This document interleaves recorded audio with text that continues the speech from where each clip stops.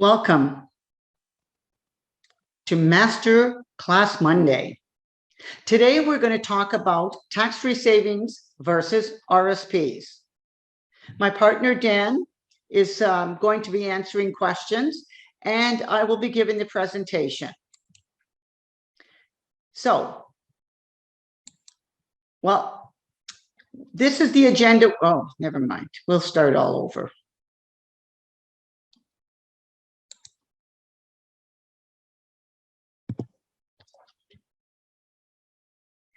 Welcome to tonight's class, Master Class. Okay, never mind. We'll stop that one as well. And let's start over. This will be take 3.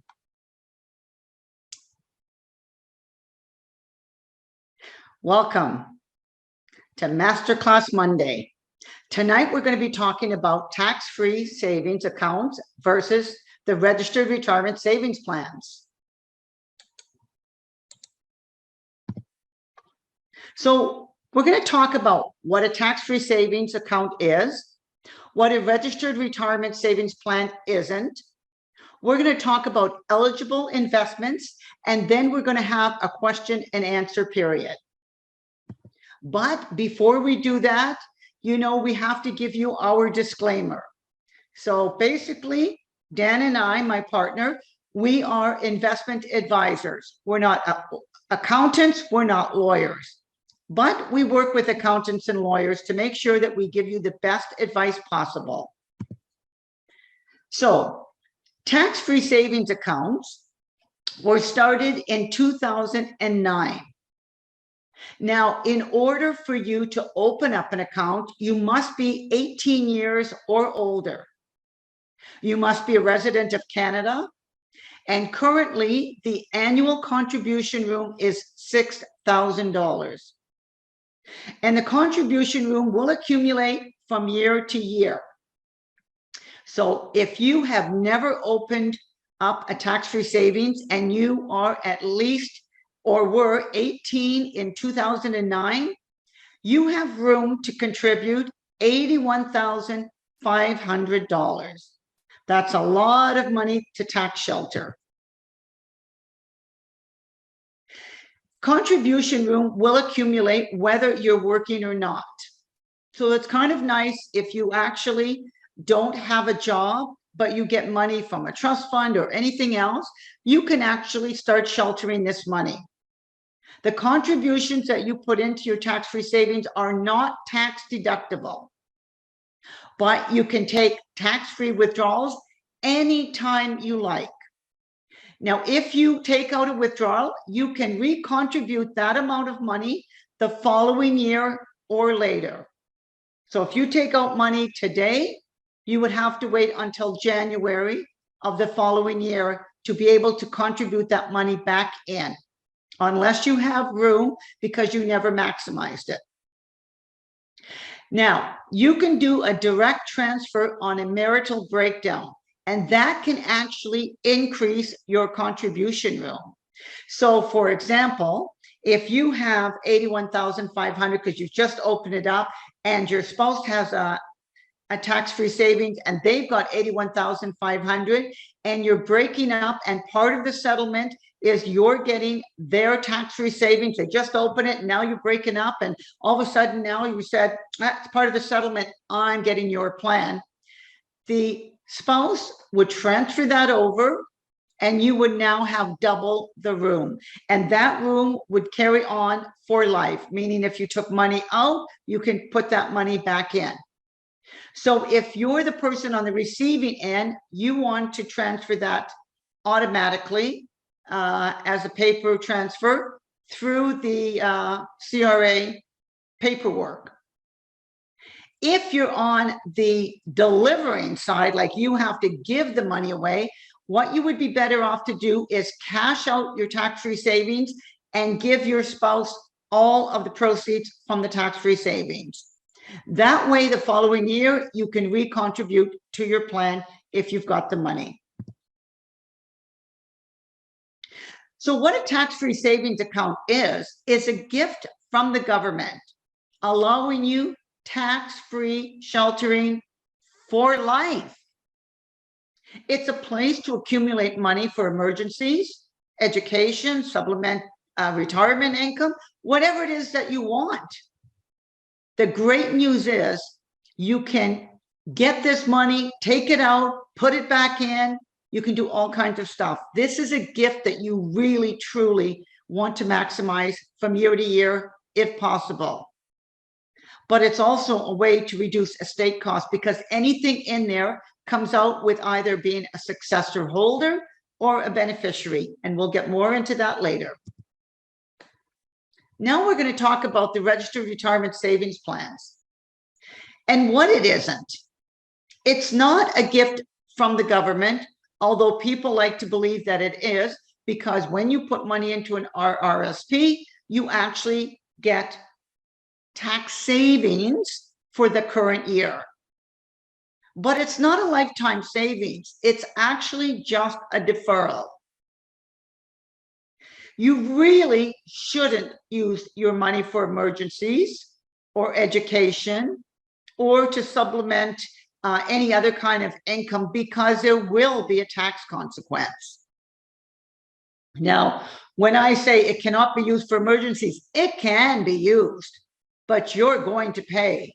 So you don't want to have to pay extra money because the government now wants to get some of their tax dollars back.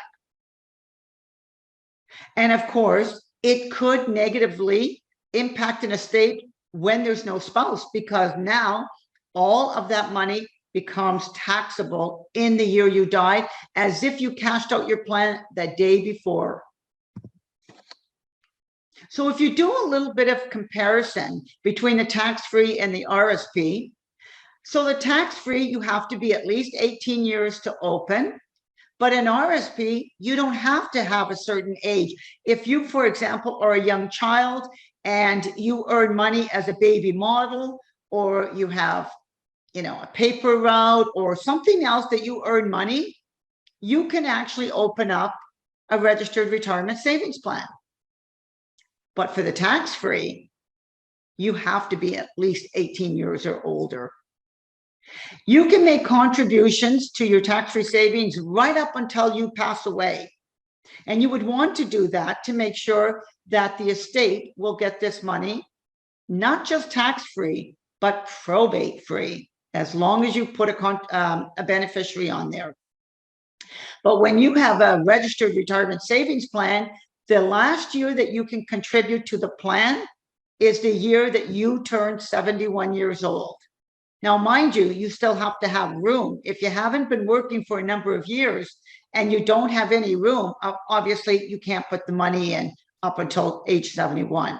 But as long as you're still working with, or you have room from previous years that you haven't actually contributed that last bit of money, you can do it. But you must do it by the time you turn 71, because at that point, it needs to be converted to an income fund.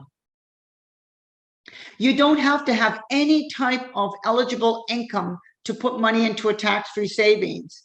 But the only way you can put money into a registered retirement savings plan is if you do have income.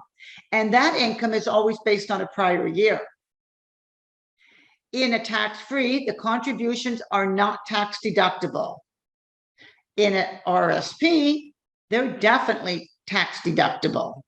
So that's where, if you're in a high tax bracket, you can actually save a lot of taxes the current year and defer it for quite a few years. Now, with the tax-free, the maximum annual contributions currently are at $6,000. But if you're going to put money into a registered retirement savings plan, you can put this money in. Now, it has to be the lesser of 18% of earned income in the prior year, or $29,210. But that's if you're making an early contribution in 2022 for 2022. If you're making a contribution in the beginning, the first 60 days of the year, but you want to deduct it on your prior year's tax return, the limit for the 18% is going to be set at $27,830. So you must know this, because The government, if you over contribute, they will charge you a penalty of 1% a month. And that is for both tax-free savings and the registered retirement savings plan. The difference is in the registered retirement savings plan, they will allow a one-time over contribution of $2,000, where in the tax-free, you don't get that benefit.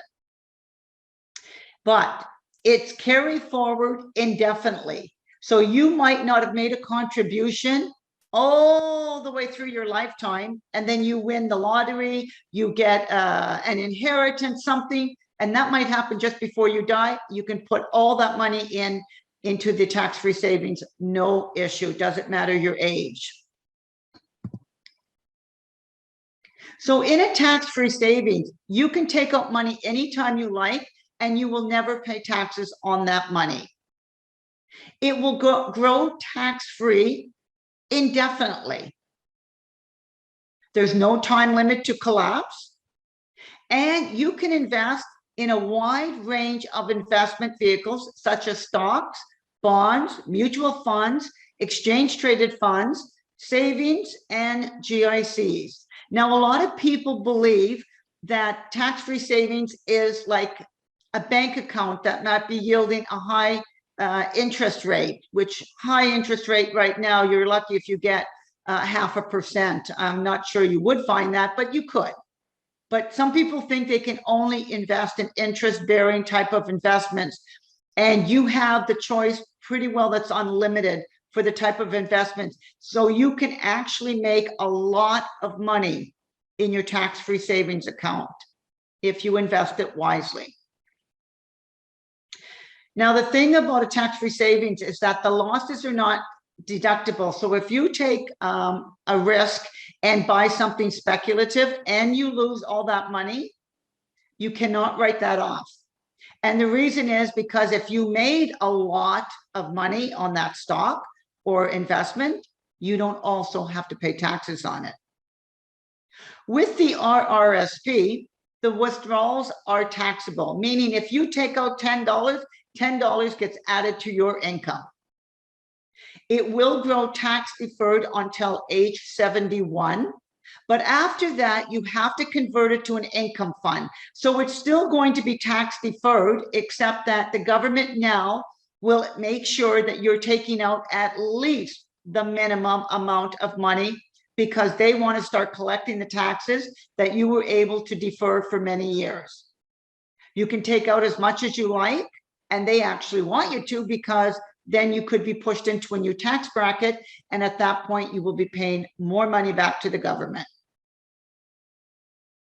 Now, investment losses are also not deductible in the Rrsp, and that is because if you make a lot of money, they don't charge you capital gains. But what will happen is that when you take out the money, you've got more money in your registered plan, and you will be taxed on it as regular income.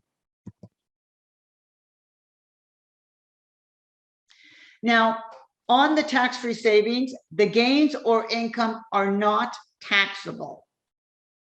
If you take money out, this money will not impact other government plans, such as old age security. CPP, really, it doesn't impact unless, actually, it really doesn't impact. It might just put you into a higher thing if you had really high income that year. But redemptions don't impact old age security, or I'll say the GIS, where you're getting supplements.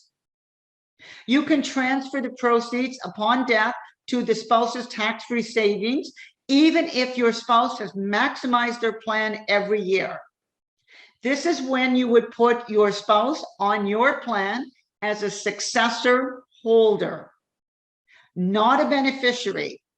They must be successor holder, and that means they get the additional room if they get the money from their spouse. But the tax-free savings also will bypass probate.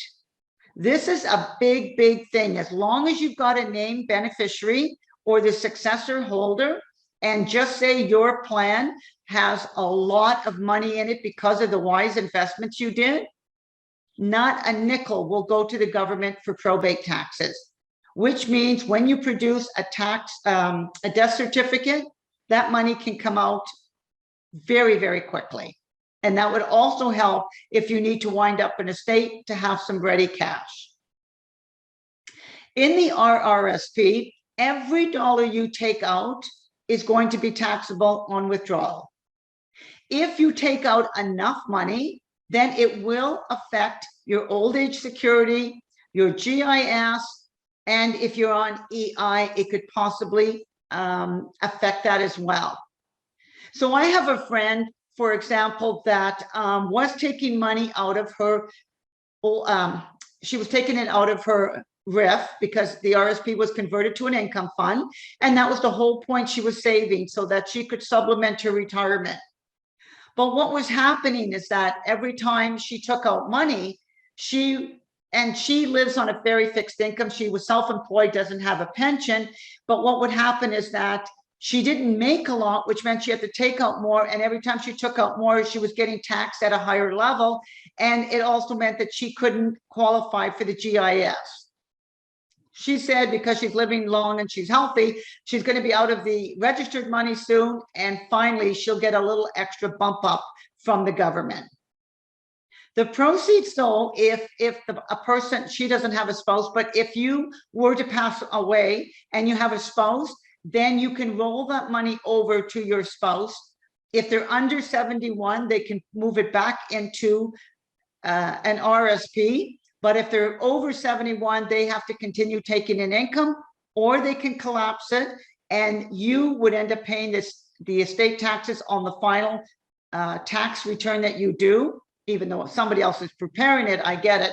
But the spouse actually could have that money go into a non-registered plan. So I had a client, well, she's still a client, but she decided when her husband passed away that she would redeem all of the money in the registered income fund because she wanted his tax level to pay, so that when she put the money into a non-registered, she wouldn't be affected by taxes anymore. And that would actually make a difference, not just from the point of her getting GIS, but she lived in a rent geared to income property. That meant that she had to keep her income, her taxable income, low in order to have her rent be low for the year. So it was in her best interest to collapse the registered income fund and take the money as non-registered, and her husband and that estate basically paid the taxes on that. If you do have a beneficiary, then it will bypass probate. But if your beneficiary is not your spouse, then it's going to be taxable to the estate. It just won't go through probate. So which plan would be best for you? This is a question that Dan, my partner, and I get asked all the time. Should I be investing in a tax-free savings account, or should I actually put an Rrsp, a contribution, so that I get to save the taxes right now? The thing that you have to talk to your advisor about is where you're in the tax bracket, where that is. Because if you're not in your highest earning years, it may be better for you to save that contribution room and then put money into the tax-free savings. Because what Dan and I find is that sometimes we've got clients that are retired, they're being forced to take out money because it's their age and the government dictates they must, but then they're getting clawed back on old age security, or they're just getting into a higher tax bracket and they don't really need this money. You know, you can actually save too much in a registered plan.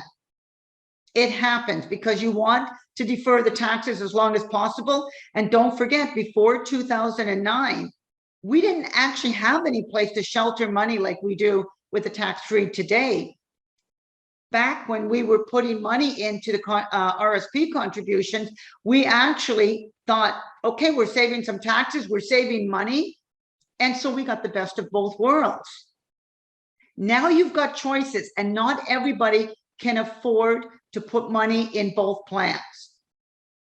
So if you talk to your advisor, and if you don't have one, Dan and I are still taking on new clients, so you can give us a call. Go to Levesque Wealth Planning. We have a calendar there, and you can find out what would be best plan for you. But the thing is, the way to get started is to quit talking about doing tax-free and RSP, but you got to begin by doing it. This is a famous quote from Walt Disney, and you know what Walt Disney's created because he took action. This is our team. Again, I'm Linda Levesque and my business partner, Dan, our admin assistant, Lynette, and Dylan Dubois, who actually puts these programs together so that you can have these educational Mondays every month. So next month, we're actually going to be having a roundtable discussion on anything that you might have an interest in finding out about. And we're going to be answering those questions live. So until next time, thank you very much for your attention and for attending, and we will see you later. Oops.